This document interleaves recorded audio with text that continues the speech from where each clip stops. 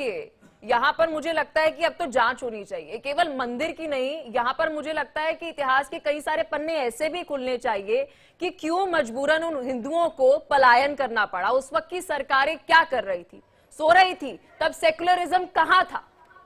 जी बिल्कुल सही कह रही हैं आप, क्योंकि ये बात तो खुद मुख्यमंत्री योगी आदित्यनाथ ने भी कही है कि जांच होगी तो जिन्होंने भी अगर गलत किया होगा, नरसंहार किया होगा और जिसने भी बुरा किया होगा उसको छोड़ा नहीं जाएगा, जांच की जाएगी, जिस जिसके नाम सामने आएगा ये सब होगा। अब आप समझिए कि 4 दिन में 2 मंदिर मिले हैं, कुओं की खुदाई हो रही है, उसमें मूर्तियां मिल रही हैं।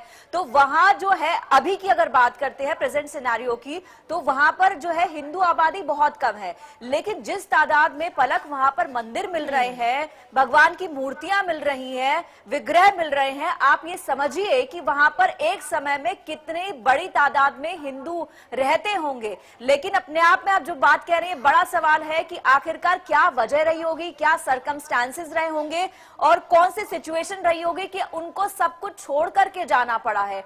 पलक। बिल्कुल, और पंकज भी हमारे साथ देखिए लगातार जुड़े हुए हैं, संतोष भी हमारे साथ वाराणसी से कुछ ही देर के अंदर जुड़ेंगे। देखिए पंकज, जिस तरह से पूजा के साथ में जिक्र कर रही थी और पूजा ने एक बड़ी बात कही कि सीएम योगी आदित्यनाथ भी अब इस पर देखिए बात जो है वह कहते हुए नजर आए कि प्रशासन ने एक दिन से वहां पर मंदिर जो है वह नहीं रख दिया, मूर्तियां वहां पर नहीं रख दी गई। अब तो एएसआई भी कह रहे हैं कि 4 मेंबर की टीम वहां पर पहुंचेगी संभल में और पूरी जांच करेगी कि ये मंदिर कितना पुराना है। बिल्कुल पलक, जिस तरीके से ये मंदिरों का मामला जो निकल कर आ रहा है आप देख रहे हैं, और ये जो कुओं का भी मामला निकल कर आया है इनको भी देख रहा है। जिस तरीके से अब ये मुजफ्फरनगर सन 1970 में जो ये मंदिर था उसका भी हमने जो कल दिखाया है कि वो खंडर के रूप में है, तो कहीं ना कहीं ये चीज जांच के लिए ठीक है। आप पंकज हमारे साथ बने रहिए। संतोष हमारे साथ वाराणसी से जुड़ चुके हैं। संतोष, देखिए वाराणसी का अगर मैं यहाँ पर जिक्र करूं तो वहां पर प्रशासन की तरफ से ये कहा जा रहा है कि मंदिर जी हम खोलेंगे। क्या मंदिर वहां पर खुला नहीं है? क्योंकि कहा जा रहा है कि वहां पर रेत भरी हुई है। क्या जानकारी है वाराणसी के मंदिर को लेकर? देखिए, यदि कल की बात की जाए तो कल सनातन रक्षा दल वाले वहां पे पहुंचे और पहुंचने के बाद शंखनाद हर हर महादेव के उद्घोष किए। उसी समय प्रशासन भी एक्टिव हुई और प्रशासन के तहसीलदार से लेके या ये कहा जाए कि आला से लेके अदना तक सारे लोग वहां पे पहुंचे। और पहुंचने के बाद जो उन्होंने आश्वासन दिया वो ये कि अगले 3 से 5 दिन में हम इस मंदिर को खुलवाएंगे। और तर्क उनका ये था कि इसके लिए हमें तहसील में इन चीजों को देखना होगा कि आखिर इस जमीन की मालकाना हक क्या है। बात दूसरी तरफ यदि करें तो निश्चित तौर पे ये कहा जाएगा कि बनारस की सिनेरियो की बात की जाए, ग्राउंड जीरो की बात की जाए, तो ये इलाका कभी बंगालियों का इलाका था, बंगाली बस्ती थी। समय के साथ लगभग 250 साल के बाद धीरे धीरे लोगों ने अपने मकान को बेच के कहीं और शिफ्ट किए या कुछ बंगाल की ओर वापस गए। और यही वजह रहा कि यहाँ पे धीरे धीरे मदनपुरा इलाका मुस्लिम इलाका हो गया। नाम से क्लियर हो रहा है, मदनपुरा, मदन जनरल हिंदू शब्द होता है, हिंदुओं में ये नाम रखा जाता है, राजा मदन थे उनके नाम पे ये मोहल्ला है। तो यहाँ जो मंदिर है उसके लिए रेत जो भरा हुआ है, पूजा करने के लिए अभी 3-4 दिन का समय दिया गया है। लेकिन एक जो अच्छी बात बनारस में आई वो ये आई कि जिनका ये मालकाना हक है, जिस मुसलमान परिवार उससे बगल में रहते हैं, जिन्होंने 2,500 साल पहले एक बंगाली परिवार से खरीदा, उनका साफ साफ कहना है कि हमें कोई ऐतराज नहीं है, हम आगे बढ़ के आपकी मदद करेंगे और आप पूजा राग अपनी शुरू करिए। ठीक है, आप हमारे साथ बने रहिए संतोष, क्योंकि देखिए ग्राउंड रियलिटी दर्शकों को बताना बेहद ज्यादा जरूरी है। अजय शर्मा, प्रदेश अध्यक्ष सनातन रक्षक दल से हमारे साथ जुड़ चुके हैं। सर बहुत शुक्रिया जुड़ने के लिए, अपना कीमती समय देने के लिए। अजय शर्मा जी, क्या कहना चाहेंगे? ये तो अभी 4 दिनों में महज 4 मंदिर हैं जो मिले हैं। अब ये बात निकली है, अब ये आगे तलक जाएगी तो फिर पता नहीं कितने मंदिर जो है वे मिल जाएंगे।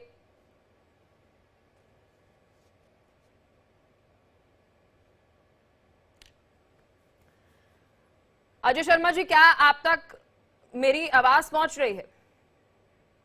चलिए एक बार फिर से कनेक्ट करने की कोशिश करेंगे।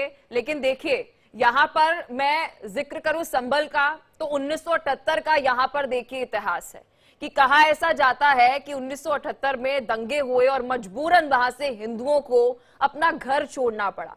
वहां पर कई सारे लोग अपनी आप बीती बता रहे हैं, ऐसा बता रहे कि हमारी दुकान तक जला दी गई थी, उसके विशेष तक दिखाते हुए नजर आ रहे हैं। लेकिन फिर यह बात संभल तक सीमित नहीं रही। वाराणसी में एक मंदिर मिल जाता है, वह भी मुस्लिम बहुल इलाके के अंदर मिलता है। मुजफ्फरनगर में एक मंदिर मिल जाता है, वह भी मुस्लिम बहुल इलाके में मिलता है। देखिए पूजा, यहां पर सवाल ये खड़ा हो जाता है कि मुस्लिम बहुल इलाके में ही ये मंदिर, और वो भी बंद पड़े मंदिर मिल रहे हैं। जी, ये भी आप गनीमत मानिए कि पलक बंद पड़े मिल रहे हैं, वरना कहां कहां पर मंदिरों के साथ क्या क्या किया गया है, शिवलिंग को फुहारा बता दिया गया है।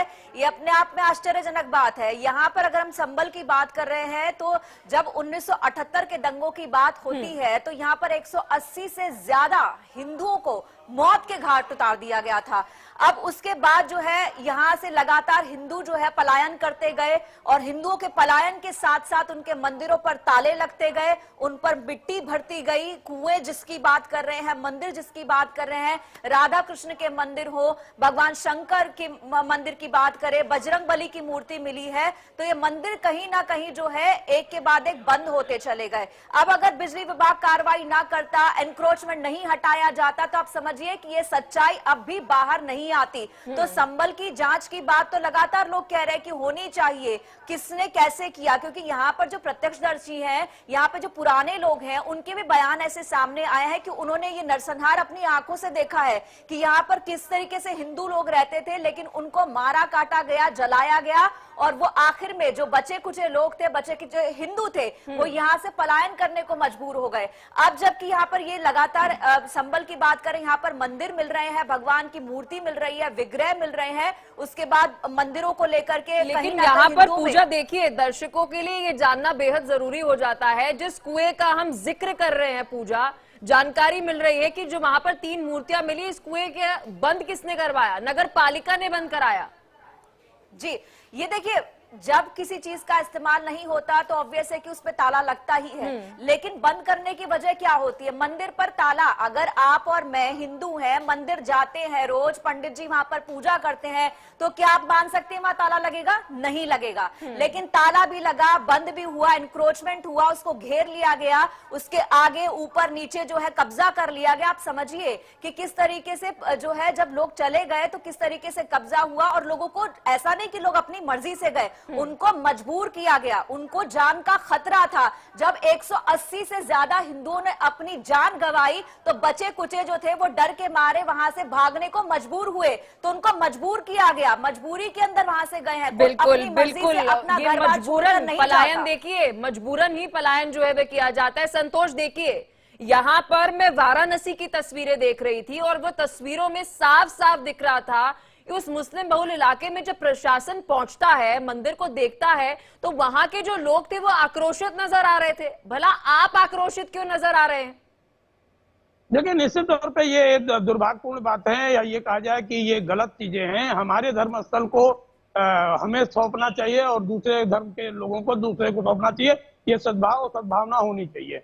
बनारस की यदि हम बात करें, पर्टिकुलर इस जगह की बात करें, मधेपुरा एरिया की बात करें, तो यही नहीं, इस मंदिर के अलावा वहां पे 56 मंदिरों की और भी लिस्ट तैयार की गई है सनातन रक्षक दल के द्वारा। उनका साफ साफ कहना है कि 56 ऐसे और मंदिर हैं जो इन मुस्लिम बस्ती में घरों के अंदर पड़े हुए हैं, जिनको रिलीज कराना, जिनके सामने आना जरूरी है। अब देखने की बात होगी कि इस मंदिर के बाद जो राग भोग इनकी शुरुआत होती है, पूजा पाठ इनकी शुरुआत होती है, उसके बाद इस मांग को और आगे बढ़ाया जाता है। प्रशासन कितना सहयोग करती है, नंबर 1। नंबर 2, क्या इस मंदिर के बाद भी और जिन 56 मंदिरों का लिस्ट है, जिसका बात ये किया जा रहा है सनातन रक्षक दल की जल्दी कि हम जल्दी ही पूरे मंदिरों की लिस्ट सौंपेंगे, और किस ग्रंथ में, या ये कहा जाए कि किस धार्मिक ग्रंथ में उसका उल्लेख है, इसका भी जिक्र करेंगे। तो समझा जा सकता है कि बनारस का ये जो मामला है, ये अभी घटता हुआ नजर नहीं आ रहा है। अभी इसमें बहुत पेच है, और इस पेच में क्या क्या उलझने आती हैं, किस तरह इस पेच को